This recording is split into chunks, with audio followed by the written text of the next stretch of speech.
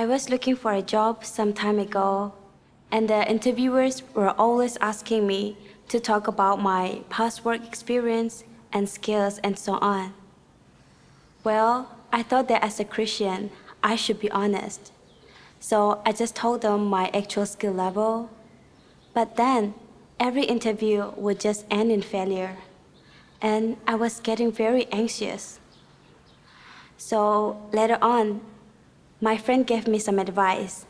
She said, "You are being too honest.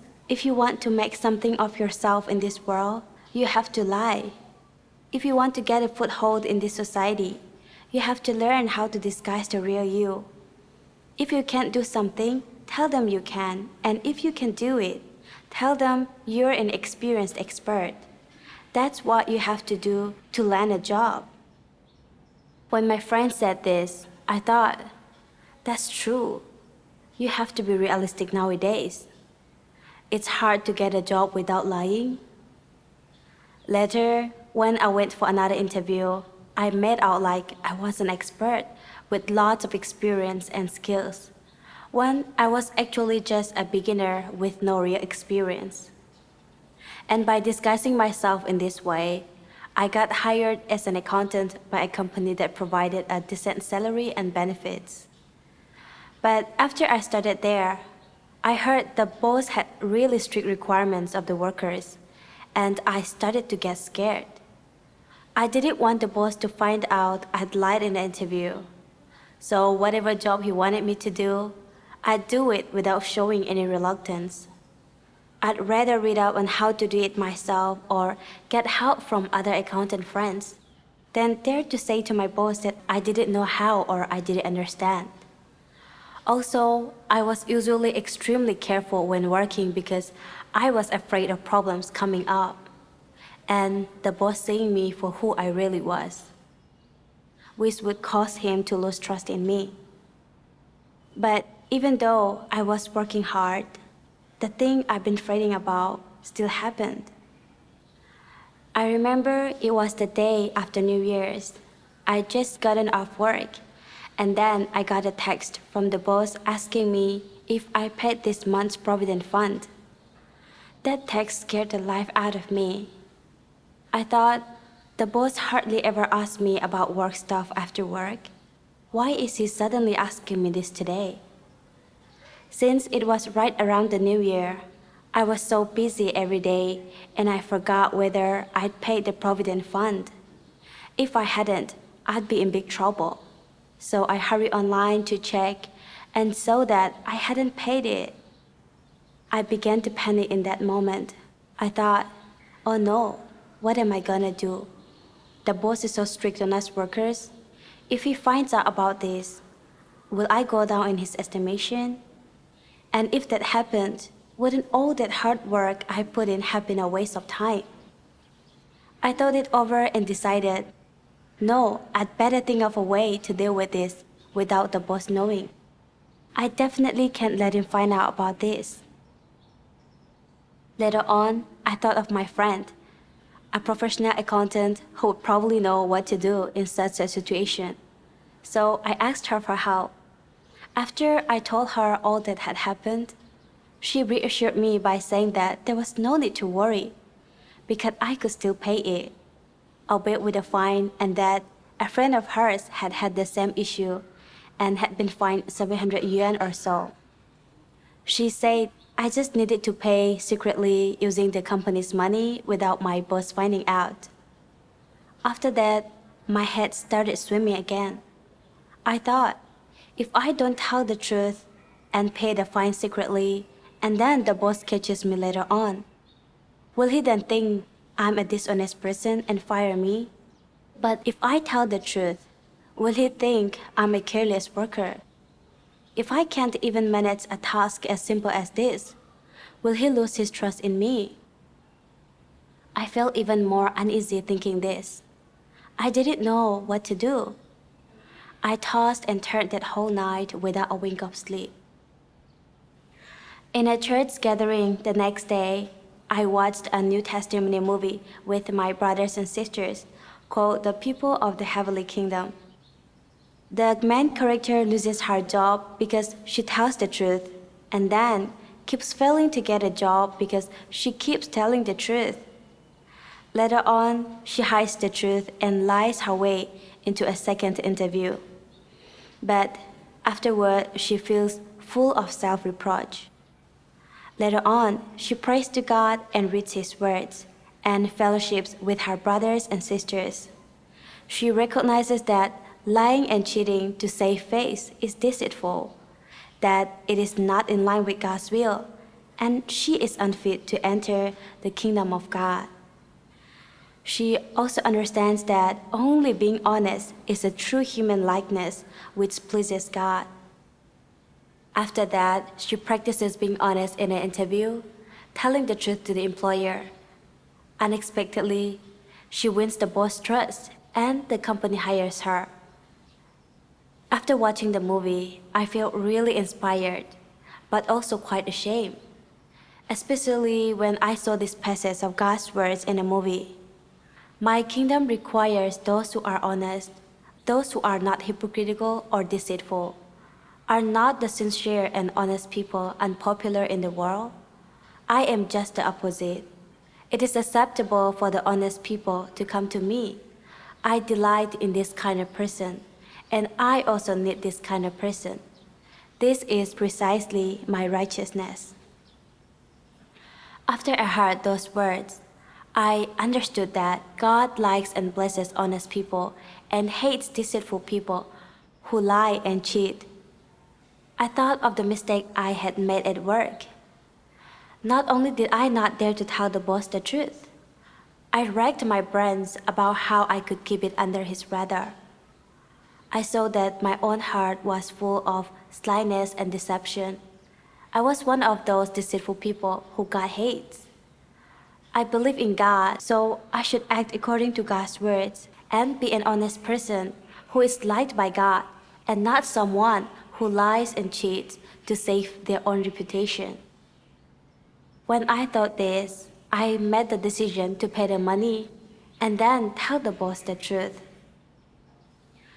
Right when I was about to go online and pay the money, I realized I still didn't know how to pay a fine online. So I asked a friend who had done it before. He advised me to write a letter to the government first and give a proper reason for why the money wasn't paid on time, and then the government might even forgive the fine. At the time, I thought that was a good idea. This way, I could save face and the boss wouldn't be left with a bad impression of me. Also, I'd save money if I didn't have to pay the fine. So I decided to try what my friend told me. But right when I was about to write the letter, I suddenly realized, am I not just lying and cheating again? Right then, I thought of a passage of God's Word. You ought to know that God likes those who are honest. In essence, God is faithful, and so His words can always be trusted. His actions, furthermore, are faultless and unquestionable, which is why God likes those who are absolutely honest with Him. Honesty means giving your heart to God, being genuine with God in all things, being open with Him in all things, never hiding the facts, not trying to deceive those above and below you, and not doing things only to curry favor with God. In short, to be honest is to be pure in your actions and words, and to deceive neither God nor man. By thinking over God's words, I realized that He is faithful. With God, there is no falseness, disguises, or trickery. So God also hopes that every one of us can be an honest person, whether it is toward God or man. We can face God and accept His scrutiny. We should always tell things as they are, and not cheat people or deceive them. That's what a real, trustworthy person should be like. I repeatedly asked myself, if I make up a reason in a letter to the government, like my friend said, would God like that? Can I bring this behavior before God and accept His scrutiny? I know God likes honesty, but I still want to make up a reason to not pay the fine. Is this not a brazen act of deceit?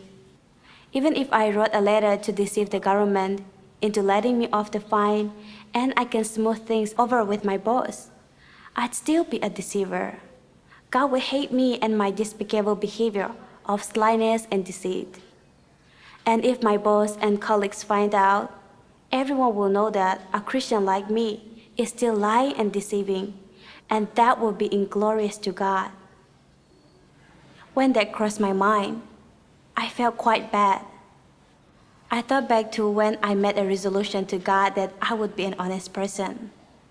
How could I then use deception to cover up my mistake at work? Why couldn't I be an honest person? I came before God to pray and seek. And then I read these words of God. Why do people engage in deceit? They do it to achieve their own goals and to attain the objectives they desire.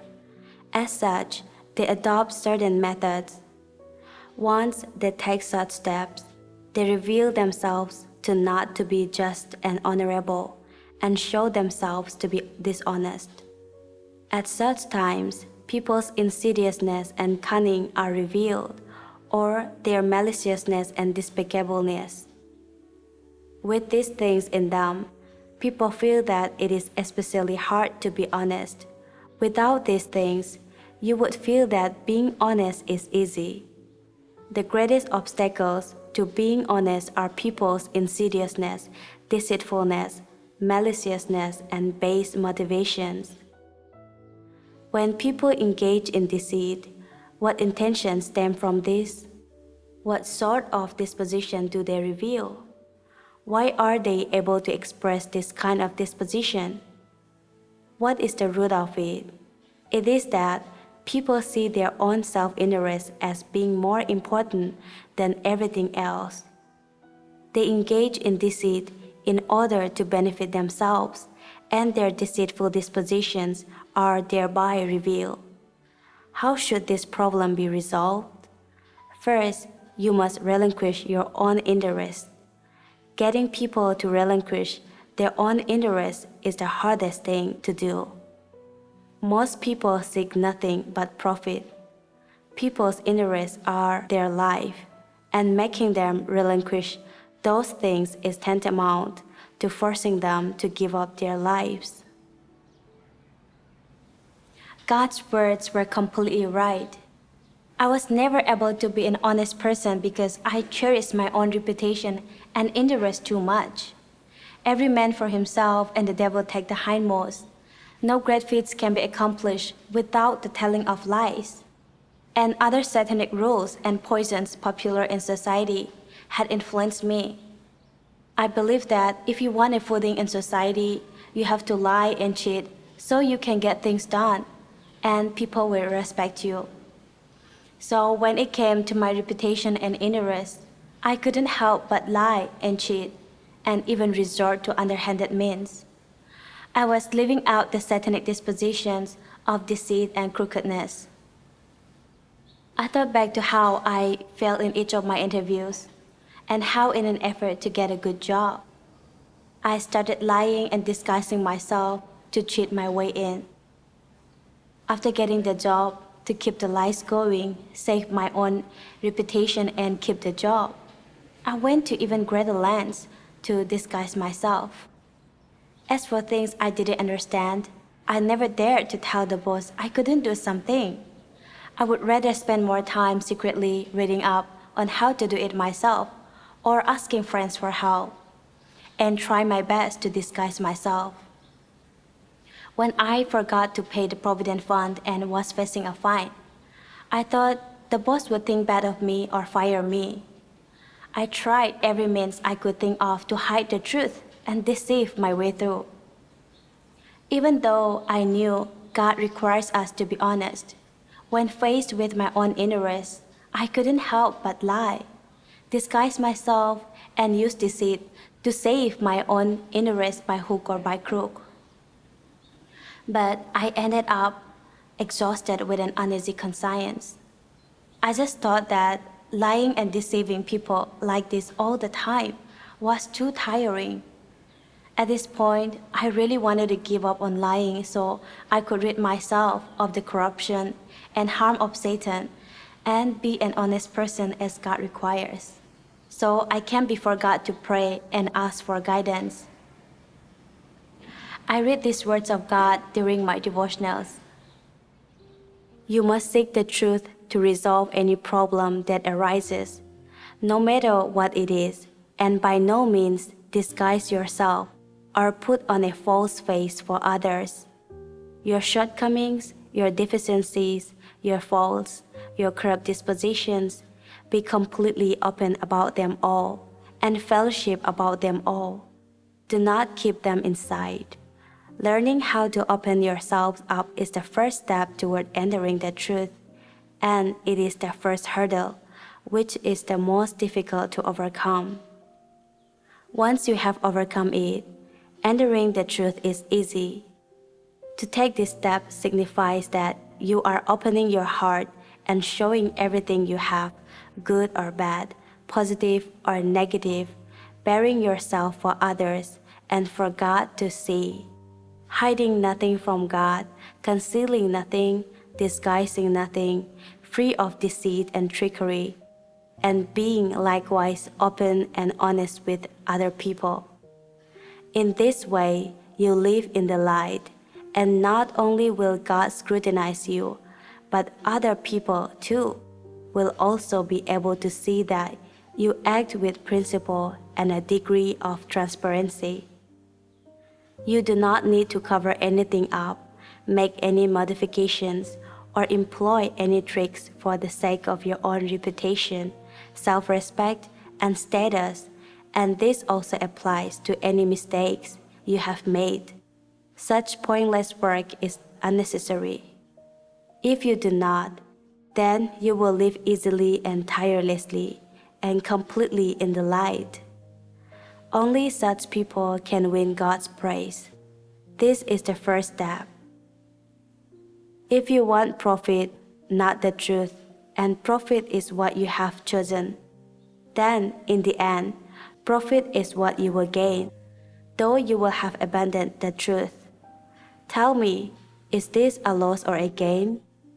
Profit is not eternal. Status, self-respect, money, any material thing, they are all transient.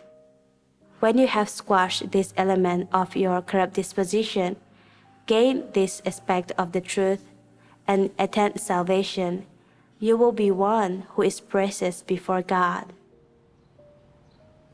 Those two passages of God's words showed me how to practice. In life, we have to face God and accept His scrutiny on our words and our actions. If we don't know how to do something, just say so. We mustn't lie and deceive to save our own reputation and interest. When we do wrong, we mustn't try anything we can to hide the truth. When we make a mistake, we should admit it and assume responsibility. It doesn't matter how things turn out. It's all in God's hands anyway. I knew I should learn how to go along with God's plan. Only then can I live in the light and be praised by God. After understanding God's will, I prayed to Him that I was willing to forsake the flesh and practice according to His words. I would act like an upright and honest person and tell the boss about my mistake. Whatever the result, I was ready to face it and accept it. Unexpectedly, when I went online to pay the provident fund and the fine, I saw the fine was only 22 yuan. I thanked God over and over in my heart. After paying the fine, I sent my boss a text. I said, "Boss, you asked me if I'd pay the provident fund, but because of my negligence, I'd forgotten to pay it. I'm truly sorry. I paid it just now and there was a 22 yuan fine." After I told him that, I was worried out of my mind. I was worried about the boss phoning me and telling me I was useless. To my surprise, my boss, who's usually so strict, responded in a relaxed way, saying, "Okay, got it. We'll just take the fine out of your wages." I put down the phone and felt a weight lift from my shoulders. And I thank God for guiding me to tell the truth and be an honest person. Later, when I received my wages, I saw that it wasn't a penny short. The boss didn't dock my wages after all. He was just joking all along. Having this experience showed me how great it is to tell the truth and be honest. It also turned my previous idea that you have to lie to get things done in this dark and evil world on its head. And it made me see that no great feats can be accomplished without the telling of lies. It's just a lie that Satan used to deceive and corrupt people. When people live by this lie, they only become more and more selfish and deceitful, with no human likeness. Only by living according to God's words, practicing the truth, and being honest can people gain a human likeness and receive God's blessing and feel peaceful and at ease inside. It is just like God says, when people live in this world under the influence of Satan's corruption, it is impossible for them to be honest. They can only become ever more deceitful. However, can we or can we not exist in this world if we become honest? Will we be marginalized by others? No, we will live as before. This is because we do not rely on treasury to eat or breathe. Rather, we live by the bread and life bestowed by God. It is simply that we have accepted the truth of God's words and have new rules for how to live and new life goals, which will lead to changes in the foundation of our lives. It is simply that we are changing the means and method in which we live so that we can satisfy God and seek salvation. This has absolutely nothing to do with what we physically eat, what we wear, or where we live. It is our spiritual need. In the days that followed, my faith in being honest grew and grew, and I began to focus on practicing how to be an honest person. Later on, I admitted to the boss that actually I wasn't some expert with a wealth of experience, but I was willing to learn. I was surprised the boss didn't blame me for anything. Afterward, when I was at work, I faced up to my own mistakes and shortcomings. If I was able to do something, I'd say so. If not, I'd say so. At the same time, I'd modestly ask colleagues for help and work hard to improve my skills. Later on, the boss placed more and more trust in me. If there was any task involving money, the boss would give it to me, and he even got me to do an online computer sales job. After making a profit, I was rewarded with a bonus. I knew that gaining people's trust with my words and actions and being an honest person, even just a little, was the effect God's words had on me. Thanks be to Almighty God.